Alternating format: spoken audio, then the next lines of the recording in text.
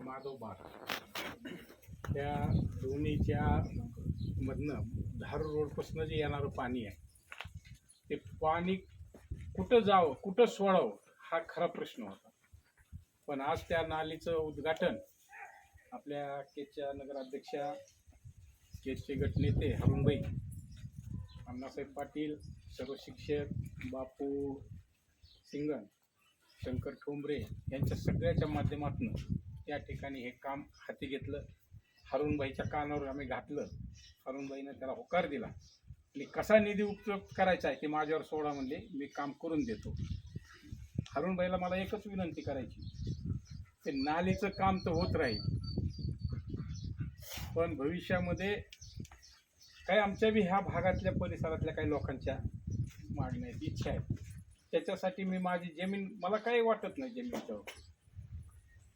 गणपती विसर्जन ज्यावेळेस आपण करतो त्यावेळेस तुमच्या प्रशासनाच्या समोर खरा प्रश्न असतोय. म्हणजे ह्याच्यामध्ये महत्त्वाची गोष्ट आहे, नगरपंचायत महत्त्वाचे घटक आहे त्याच्यामध्ये, किंवा या गावात बसलेले गणपती विसर्जन करायचे. दरवर्षी तो प्रश्न समोर येतोय आणि दरवर्षी हरुणबाई मला म्हणते तात्या इथं करा. आम्ही एक वेळेस करू दिलं नव्हतं, पण ज्यावेळेस हरुणबाई आले म्हणले नाही तात्या तसं नका करू. हरुणबाई सत्तेत नव्हते त्यावेळेस, पण स्वतः आले म्हणले करू. पण त्यावेळेस असं ठरलं होतं की त्या ठिकाणी खालच्या ठिकाणी एक विहीर बांधायची, नदीच्या ठिकाणी, नदीमध्ये 100 बाय 100चा हरुणबाईनंच प्रस्ताव टाकला. म्हणजे 100 बाय 100ची विहीर बांधू म्हणजे, आणि काय खोल बांधायची गरज नाही, फक्त विसर्जन पुरतं खोल बांधायची. आणि त्याच्या बाजूची जी माझी जमीन आहे त्या जमिनीला एक त्या नदीच्या कडीने एक भिंत घ्यायची आणि तिथं डेव्हलप करायचं की बाबा जेणेकरून काही लोक येऊन तिथं असं बसतील, येतील, गार्डन टाईप. हे साठी करण्यासाठी सुद्धा आमची एक तुम्हाला विनंती की हे बी काम तुम्ही हाती घ्यावं. आणि दुसरा एक प्रस्ताव असा होता की हरुणबाईनं हे रोड आपल्या समजा धार रोड असं लागेल इथनं अशोकदादाच्या बंगल्यापासून असेल ते माधवबाग इथपर्यंत आम्ही विनंती की हरुणबाई म्हणले मी मंजूर करून आणतो. त्यांनी तो सिमेंट रस्ता मंजूर करून आणला. पण त्याच्यात माझ्या काही सूचना अशा आहेत हरुणबाई की ते करत असताना किती फुटाचा रस्ता असतो ते काय तुमचा 33 फूटपेक्षा जास्त रान घ्या, 60 फूट घ्या, मधून डिवायडर टाका, दोन्ही साईडनं नाल्या टाका, डिवायडर मध्ये पूर्ण झाडी आणि जे लाइटिंग आणि कारंजे ते बसवण्याचं काम आम्ही स्वतः आमच्या खर्चाने करू. एक किंवा ह्या गावामध्ये फिरायला जायला कुणाला जर वाटलं चला गडी एका चांगल्या ठिकाणी जायचं तर ह्या परिसरामध्ये, कारण हजारो पहाटे 5 वाजल्यापासून 4 वाजल्यापासून हजारो महिला, लेडीज, महिला, बाया, लेकरं सायकल खेळायला फिरायला ह्या ठिकाणी येतात. आता 2-4 बल्ब तिथले मर्क्युरी शॉर्ट झाले होते. मी हरुणबाईला फोन केला की असं जरा काहीतरी मर्क्युरी बंद पडल्यात. त्यांनी लगेच दुसऱ्या मिनिटात 10व्या मिनिटात माझ्याकडे ते कर्मचारी मर्क्युरी घेऊन आला. मी म्हणलं कधी बी येईन बसव. आता त्यांनी लगेच पाठवून दिलं. म्हणजे हे काम करण्याची जी पद्धत आहे हरुण साहेबाची, त्यामुळं आम्ही हरुण साहेब तुम्ही तुमची चिंता करू नका. तुम्ही ते अजून तुम्हाला किती 2 वर्ष आहेत ना, 2 वर्षानंतर बघू ते. हो 2 वर्ष आहेत.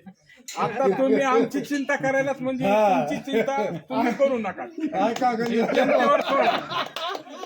कारण काम करणाऱ्या माणसाच्या पाठीमागं केज हे कायम राहिलेलं आहे. आणि जात पात ह्याच्या पुढे जाऊन केजचा विकास, केजचं नावच आहे शरीफ केज.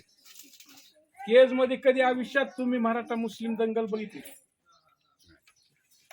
गावोगाव खेड्यापाड्यात कुठे बी काही होत असत, पण केज मध्ये कधीच सुद्धा नाही. कारण इनामदार पाटील देशमुख आम्ही कंपनी जे होतो, आमचं जे वतनदार आम्ही होतो, ते सगळ्यांना सामावून घेण्याची भूमिका जी होती, इनामदार पाटील देशमुख खतीब सगळेच ही कंपनी, मुस्लिम समाज असेल हिंदू असेल. पण त्यावेळेस छोटं गाव होतं पण एकोप्यानं राहत होतो. आणि आज सुद्धा त्याच पद्धतीने वाटचाल चालू आहे. म्हणून हरुणबाई तुम्ही चिंता काही करू नका. आणि जी केज मध्ये एक घटना घडली होती 3 वर्षापूर्वी लोंढे गल्लीमध्ये झालेली, त्यावेळेस मला 11:30 11:30 12ला एक फोन आला. मला म्हणजे असं झालंय. मी म्हणलं काय असतील ती सगळे ह्या नाटक करा. पण हारूनबाईनं स्वतः तिथं उभा राहून त्या ठिकाणी ती दंगल मिटविली.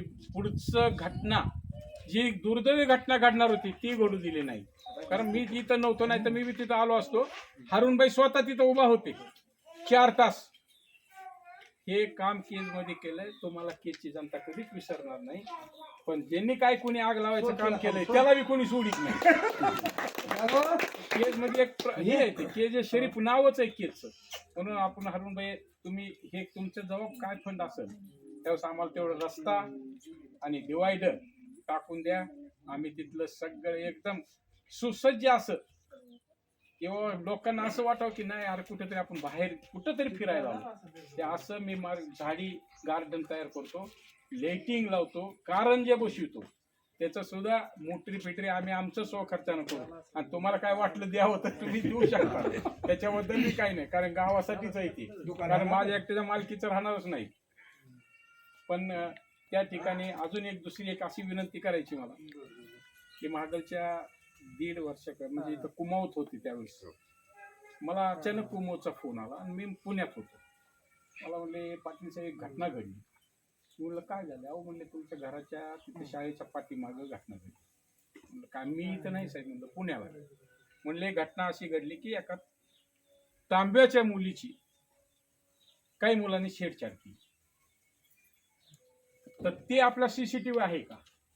मी म्हणलं तिथं तर काय सीसीटीव्हीची व्यवस्था नाही. म्हणलं काय बसवलेली नाही. पण त्या मुलीचं दुर्दैव असं, तिनं आत्महत्याही केली बिचारीनं. ते घटना घडून गेली. ते काय पुन्हा ते पुढे काय व्हायचं ते झालं. पण ते अजून तुम्हाला एक विनंती करणार आहे की आम्हाला एक ह्या ठिकाणी म्हणजे एक सीसीटीव्हीचं एक पोल राहून आता केजमध्ये सीसीटीव्ही बसवायचं काम चालू आहे. कारण लोकांना काय होतंय, काही घटना आठवण होती, काही घटना नंतर आठवण होती, पण पळून जायला मार्ग. मध्ये आता नाली होऊ लागली, रस्ते होऊ लागले, तर आपण काय सांगाल त्याबद्दल? अतिशय इथला जो नाल्याचा आणि रस्त्याचा जिव्हाळ्याचा प्रश्न होता, खरं म्हणजे पाणी, नाल्याचं पाणी, सांडपाणी जाण्यासाठी खरं महत्त्वाचा विषय होता. तर याच्यासाठी खरं मी जे या कामामध्ये ज्यांनी महत्त्वाचं असं योगदान दिलं ते आमच्या केज नगरीचे आमचे माजी सरपंच आणि एक आदरस्थान असलेले सुरेश तात्या पाटील यांचं मी अतिशय मनपूर्वक धन्यवाद व्यक्त करतो. आणि ह्या कामासाठी या नगरीच्या नगराध्यक्ष आणि केजचे विकास पुरुष बी आपण ज्यांना म्हणू शकतो असे हारूनबाई यांनी यासाठी पुढाकार घेऊन या ठिकाणी म्हणजे त्यांनी हे काम केलं. आणि निश्चितच यामुळं या भागातल्या म्हणजे लोकांच्या नालीचा आणि हा एक सुशोभीकरणाचा प्रश्न या ठिकाणी होणार आहे. त्याबद्दल सगळ्या गल्लीच्या वतीनं, सगळ्यांच्या वतीनं मी त्यांना शुभेच्छा आणि धन्यवाद देतो.